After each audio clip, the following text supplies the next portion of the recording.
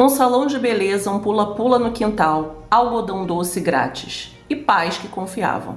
Mas por trás da fachada do homem bondoso da igreja estava um dos predadores mais cruéis que Ibiporã, Paraná, já conheceu. E ele não agiu sozinho.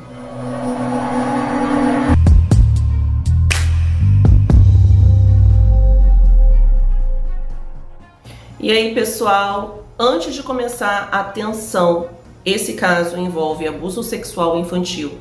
Se há crianças assistindo, por favor, peçam que saiam da sala, o conteúdo é pesado. E você que vai ficar aqui, já deixa aqui o seu like agora, se inscreve e ativa o sininho, porque esse caso vai te chocar profundamente. Um cabeleireiro de 58 anos, conhecido na cidade, frequentador assíduo da Igreja Católica, participante do coral, é preso. A acusação? Abuso sexual de pelo menos 8 crianças e adolescentes. E conforme as vítimas ganham coragem para falar, o número só aumenta. Mas a pergunta que fica é: como um homem assim conseguiu agir por anos sem ser descoberto? E por que a esposa dele também foi presa? Vamos assistir agora. Vamos ao caso. Ibiporã é uma cidade de aproximadamente 60 mil habitantes localizada na região metropolitana de Londrina, no Paraná. É daquelas cidades onde todo mundo se conhece, onde as famílias têm laços que remontam gerações, onde a comunidade é unida e as pessoas confiam umas nas outras. No coração desta comunidade havia um salão de beleza bastante movimentado. O proprietário era um homem de 58 anos. Vamos chamá-lo apenas de O Cabeleireiro, já que a legislação brasileira ainda protege sua identidade até a condenação definitiva. Ele era casado e trabalhava junto com a esposa no salão. Este homem não era apenas conhecido profissionalmente, ele era, aos olhos da comunidade, um cidadão exemplar. Participava ativamente da igreja católica local, cantava no coral, sempre tinha um sorriso no rosto, sempre oferecia ajuda. Se uma mãe estava sem dinheiro para pagar o corte de cabelo do filho, ele dizia para não se preocupar, que ele cortaria de graça.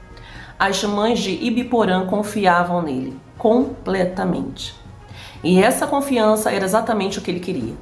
Mas o salão de beleza era apenas a fachada. A verdadeira armadilha estava na residência dele, que ficava no mesmo terreno do salão. Nos fundos da casa, o cabeleireiro havia montado o que parecia ser um pequeno parque de diversões para crianças.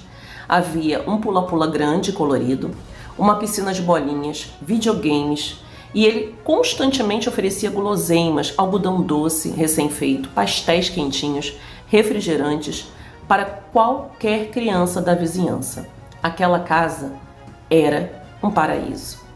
E para os pais parecia uma bênção ter um vizinho tão bondoso, disposto a entreter as crianças. O cabeleireiro cultivava cuidadosamente sua imagem de tiozão legal. Era aquele adulto em que as crianças podiam confiar, em quem os pais podiam confiar. Ele construía relacionamentos com as famílias ao longo dos meses e às vezes anos, sempre sendo prestativo, sempre sendo gentil, sempre sendo perfeito demais para ser verdade. E então, quando a confiança estava estabelecida, quando ninguém suspeitava de nada, ele agia. E segundo as investigações da Polícia Civil do Paraná, o cabeleireiro desenvolveu um padrão extremamente calculado para cometer os abusos. Primeiro, ele criava o vínculo. A criança vinha brincar no pula-pula, ele oferecia guloseimas, conversava, ria, criava um ambiente onde a criança se sentia segura e feliz. Depois ele oferecia algo aparentemente inocente, cortar o cabelo da criança. Afinal, ele era cabeleireiro. Fazia sentido. E os pais que confiavam nele achavam ótimo um corte de cabelo gratuito. Mas para cortar o cabelo, a criança precisava ir para dentro da casa, para um ambiente privado, longe dos olhos dos outros. E era ali que acontecia o impensável.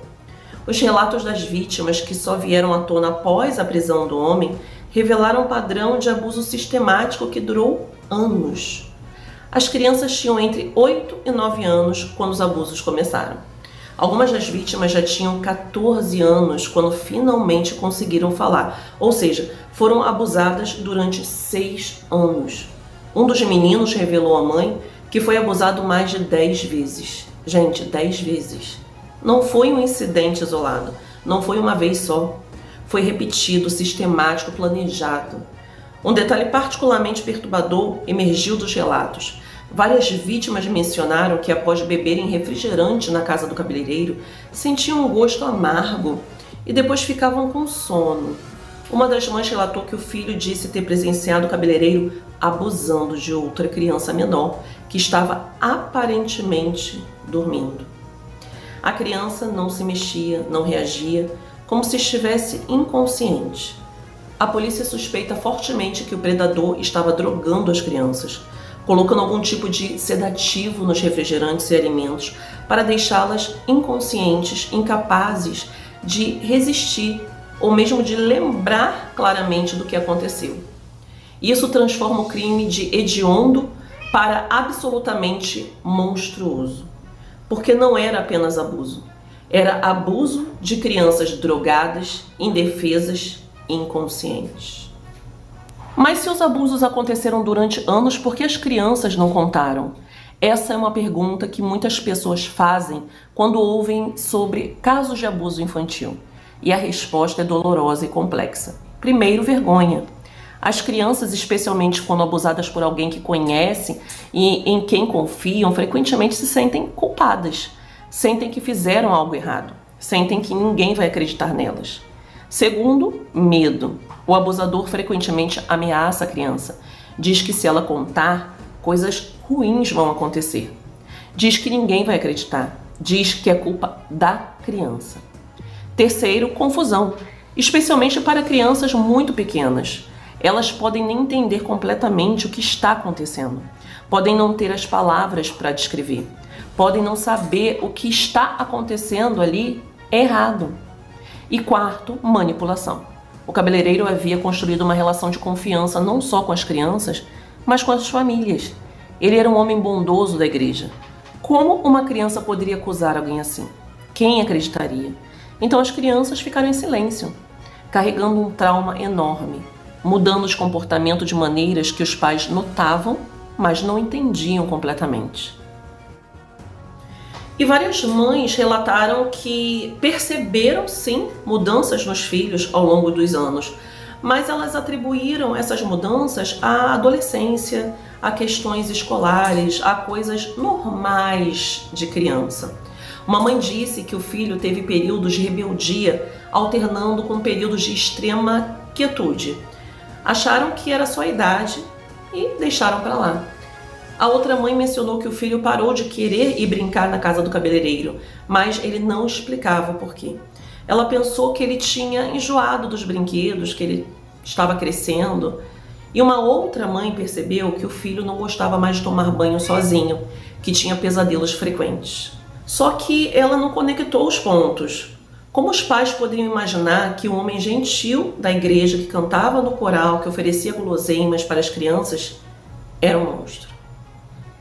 Tudo mudou em 26 de fevereiro de 2025. Nesse dia, após investigações iniciadas com base em denúncias de algumas vítimas que finalmente criaram coragem para falar, a Polícia Civil do Paraná executou um mandado de prisão preventiva contra o cabeleireiro. Ele foi detido em sua residência e as cenas da sua prisão foram filmadas e divulgadas pela imprensa local. Um homem de 58 anos sendo colocado em uma viatura policial enquanto os vizinhos observavam chocados. Inicialmente, 3 vítimas tinham sido identificadas durante as investigações preliminares. 3 crianças que tinham encontrado coragem suficiente para denunciar. Mas então algo extraordinário aconteceu. Com a notícia da prisão circulando pela cidade, com a confirmação de que a polícia tinha levado o homem a sério, com a validação de que as denúncias resultaram em ação, outras vítimas começaram a aparecer. No dia seguinte à prisão, 27 de fevereiro, a Polícia Civil anunciou que mais 5 vítimas haviam comparecido espontaneamente à delegacia de Ibiporã.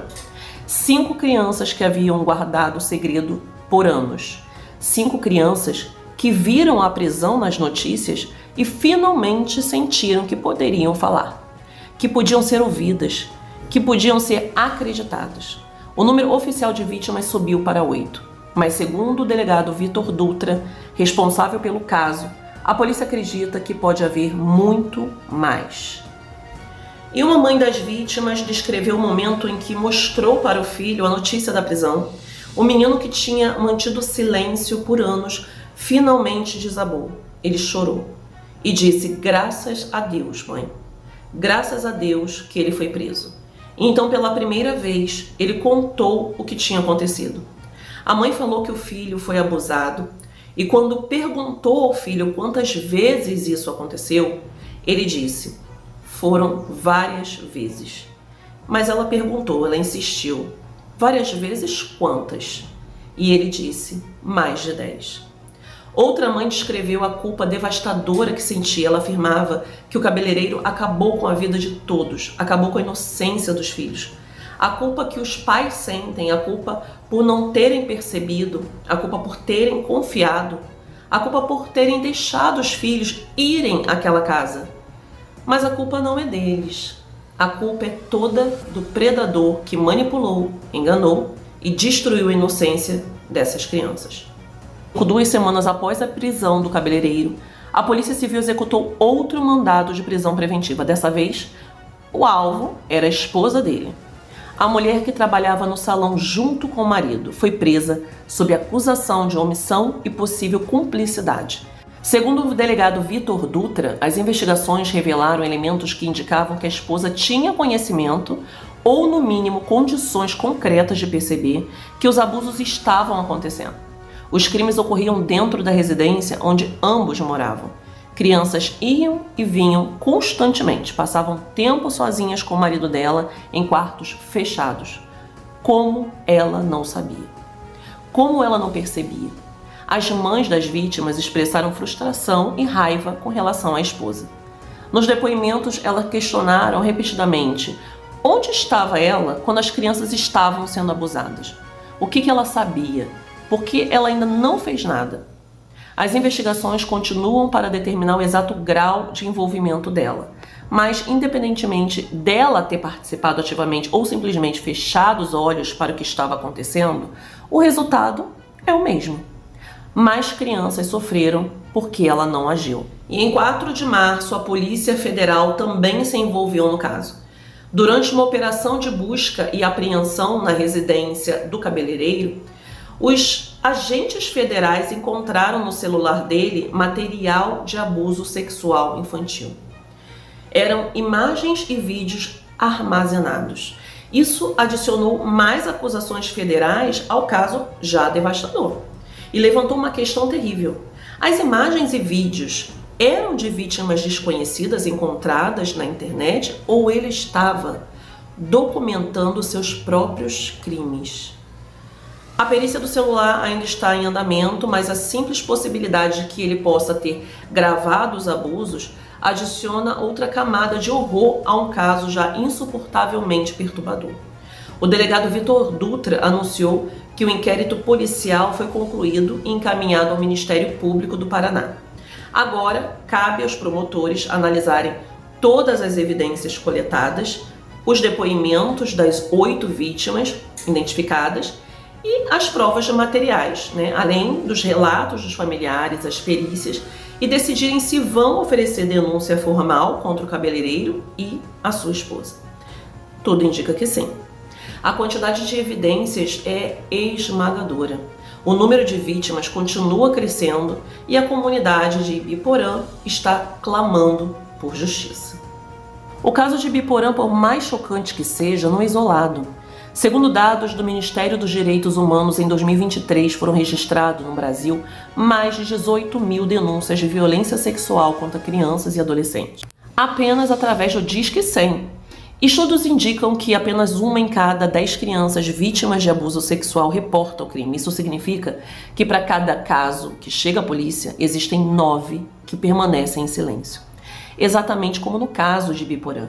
O perfil do cabeleireiro é, infelizmente, típico. Homem de meia idade, respeitado na comunidade, envolvido em atividades religiosas, com fácil acesso a crianças através de uma atividade profissional legítima, usando táticas de manipulação e construção de confiança ao longo do tempo. Predadores como ele não se parecem com monstros. Eles se parecem com pessoas normais, pessoas gentis, pessoas em quem você confiaria.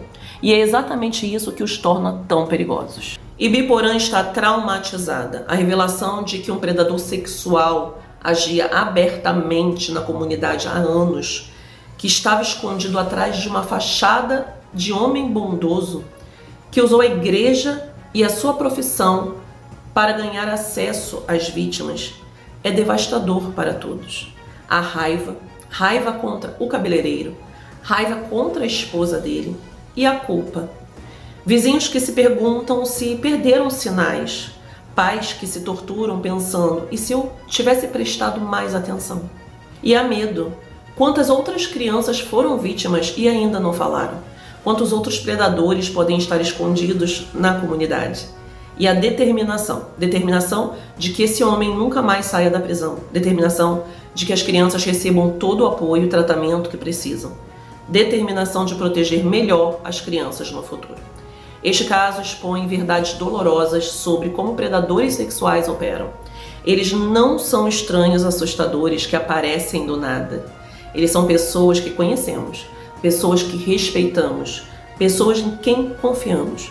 Eles constroem cuidadosamente uma imagem pública impecável, frequentam a igreja, participam da comunidade, são gentis e prestativos. Eles têm paciência. Eles cultivam relacionamentos por meses ou anos antes de agir. Criam situações onde têm acesso a crianças de forma que pareça completamente inocente. E quando agem, escolhem vítimas vulneráveis, crianças que sabem que ficarão em silêncio por vergonha, medo, confusão ou manipulação.